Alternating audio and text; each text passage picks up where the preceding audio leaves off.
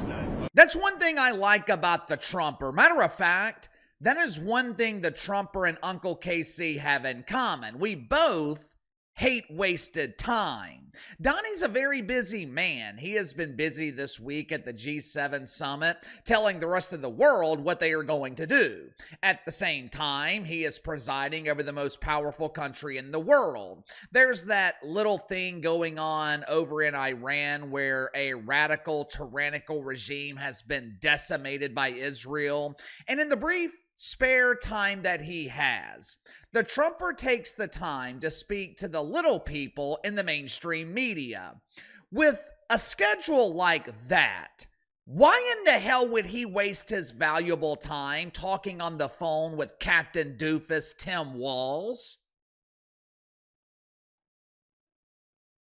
I mean, if this were a Make-A-Wish call, I would understand. I'm sure it is Timmy's lifelong dream to speak with a president. Doesn't have to be the Trumper. It can be the president of Wiener World, the president of Tampax, the president of My Doll. But the Trumper, he does not have the time right now to fulfill the dream or ease the concerns of some dude who thinks he can get pregnant.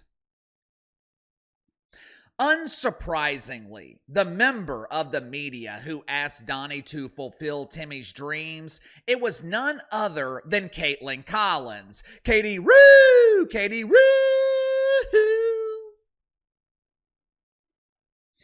I'm sure you're as surprised as I was to see the girl named Rue on Air Force One.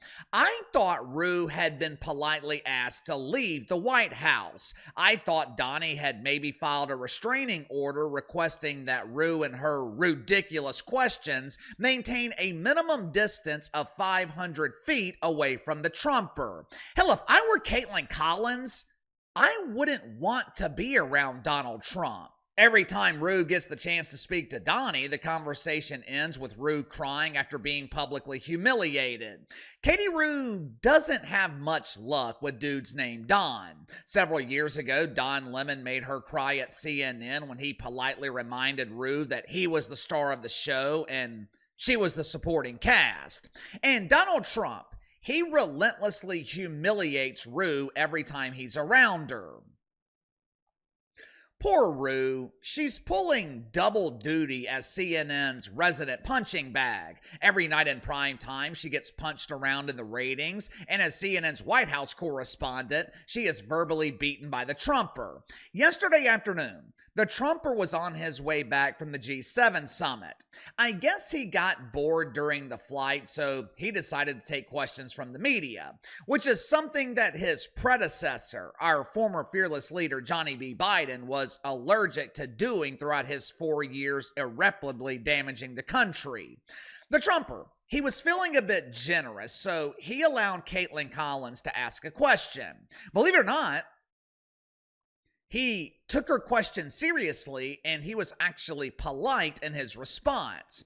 But then, the girl named Rue, she decided to test the boundaries of the restraining order by asking another question. And that's when the Trumper had to remind her of who she was and who she was working for. Make sure to like and subscribe. You can follow me on Twitter at KC_BTL84. Let's get to the sponsor for today's video, a product that is designed to keep the woke media away from you. Matter of fact, I might send some complimentary liberal repellent to the Trumper. My good friends at Liberal Repellent. Here on the channel, we often talk about the woke fungus, which is a fungus that you damn sure don't want to be infected with. We have seen what happens when organizations become 100% infected.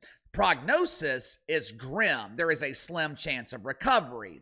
Fortunately, my friends at Liberal Repellent have developed supplements that will keep you healthy while also protecting you from the woke fungus. Liberal Repellent offers multivitamins without synthetics made from real food, meaning your body will easily absorb and utilize the nutrients. Liberal Repellent also offers items for the more pleasurable aspects of life. One of the supplements is called the Repopulation Agenda. It's an alternative to the pharmaceutical blue pills without the dreadful side effects. Take a couple of these before bedtime and you'll have your wife going to bed with a smile on her face. And if you have an affinity for the booze, Liberal Repellent also offers a cure for hangovers. Their morning after red pill, it replenishes vitamin B to help eliminate the dread of the following morning. From detox to dietary, Liberal Repellent has the supplements that you need. So click the link in the description below. Use my promo code BTL15, BTL15. Save 15% off your first purchase with Liberal Repellent. Yesterday afternoon, after the Trumper left the G7, Emmanuel Macron claimed that Donnie was leaving early to negotiate a ceasefire between Israel and Iran. Well, KC, who in the hell is Manny Macron?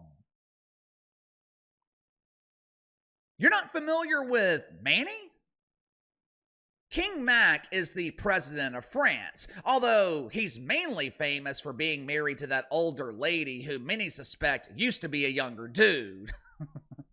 As the Trumper left the G7, Mac took it upon himself to tell everyone that Donnie was negotiating a ceasefire. Obviously, this pissed the Trumper off. Donald Trump doesn't like anyone speaking for him, especially when it's the leader of a country like France who's mostly afraid to defend themselves. But the Trumper, he is taking questions about this lie from Emmanuel Macron. He allows Rue to ask about a potential ceasefire. He disputes the lie from King Mac and tries to move on, but Rue being Rue, she just had to keep asking questions. Donnie maintained his patience for a little while. Perhaps he didn't realize the questions were coming from Kaitlan Collins, but eventually he recognized her face from the wanted poster and he proceeded to publicly embarrass her.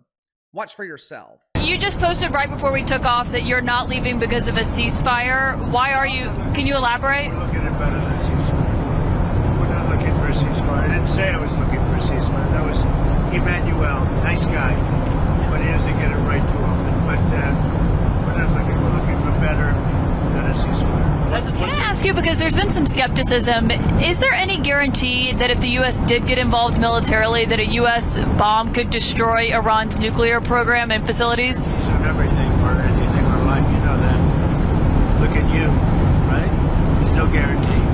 But you're saying a guarantee on what? Do you think if the U.S. got involved militarily, it would actually wipe out Iran's nuclear program, or where's your assessment of that? I hope their program's going to be wiped out long before that. Can I ask you where... Who else has a question other than CNN fake news? You know, sometimes I actually feel bad for Kaitlan Collins. The poor woman can't catch a break. All kidding aside, she's just trying to do her job. She's the White House correspondent for a network that is barely clinging to life support. It is her job to ask as many questions as possible, but because she represents CNN and because of her own past behavior, she gets treated like shit. You know, Donald Trump is in a very tough spot right now. Full transparency, I am no expert on the situation between Israel and Iran. My level of expertise when it comes to the Middle East is I know not to go there. Uncle Casey doesn't like the desert. Uncle Casey doesn't like brutally hot climates. And I damn sure don't like places where I've got to worry about locating the nearest bunker in case a rocket is aimed at my ass. But what little I do know about Israel and Iran, the Trumper is in a very tough spot. The overwhelming majority of Americans on both sides do not want another war in the Middle East, myself included. I was in my first year of college when my good friend Georgie Bush, W, convinced us to invade Iraq. And by convinced, I mean he either lied to us or he was given incredibly bad information. I'm sure anyone over the age of 30 remembers those weapons of mass destruction that didn't exist. We were told Iraq was going to last a few weeks. I think Georgie even orchestrated some doofus celebration several weeks after the war started. It's over! We won! Woohoo! Yes, yes, yes! Then we remained over there for the next 15 or 20 years. I believe they called it nation building. Our tax dollars were spent helping rebuild straw huts. No one wants a repeat of that endless war, unless, of course, you're Lindsey Graham. Hey, it's me, Lindsey. I love war, mainly because I don't have to be there. On the other hand, there's no way you can allow Iran to have a nuclear weapon. Now, I know some people will claim, well, how come it's fair for everyone else to have nuclear weapons, but Iran isn't allowed to have them? Yeah, there's this thing called mutually assured destruction. It's what keeps Russia, it's what keeps North Korea from launching their own nukes. The fat kid in North Korea, Kim Jong, kid's insane. From what I understand, life in North Korea closely resembles life in biblical times. They are still communicating over there with each other with chisels and scrolls. However, they do have the technology and they have built nuclear weapons. You know why they won't launch them? Because Kim Jong doesn't want to die. He wants to make it to his next meal. It's the same thing with Vlad Putin. He doesn't want retaliation. Vlad wants to ride his horses and take shirtless selfies. Vlad values his life and his pooter. It's called mutually assured destruction, and it does not exist with the regime in Iran. They view death as a gift. They think they're responsible for hastening the return of the 12th Imam, or as the pastor at your local church would call him, the Antichrist. You don't have to take my word for it. Go look it up for yourself. Look at the parallels between the book of Revelations in the Bible and the Quran. Look up radical Islam and the 12th Imam. This is the reason, along with the fact that the regime has promised for decades to eliminate Israel, then eliminate America. This is the reason you don't want Iran having nuclear weapons. It's also the reason the Trumper is in a tough spot. Democrats and Republicans don't agree on much, but there is damn near universal agreement here. No one wants America to be involved. The problem is, Israel needs American assistance to finish the job. So, if you're Donald Trump, what the hell do you do? You tell me. Sound off in the comments below. I'll see you guys tomorrow.